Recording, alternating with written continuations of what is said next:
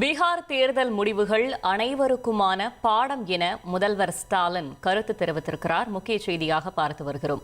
பீகார் தேர்தலில் வெற்றி பெற்ற நிதிஷ்குமாருக்கு முதலமைச்சர் ஸ்டாலின் வாழ்த்தும் தெரிவித்திருக்கிறார்.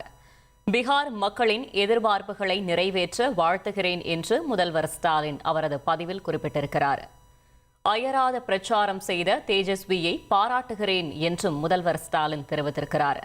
பீகார் தேர்தல் ஆணையத்தின் தவறான செயல்களையும் பொறுப்பற்ற செயல்களையும் தேர்தல் ஆணையத்தின் நற்பெயர் மிகவும் மோசமான நிலையில் உள்ளது என்றும் முதல்வர் ஸ்டாலின் கருத்து தெரிவித்திருக்கிறார். முக்கிய செய்தியாக பார்த்து வருகிறோம்.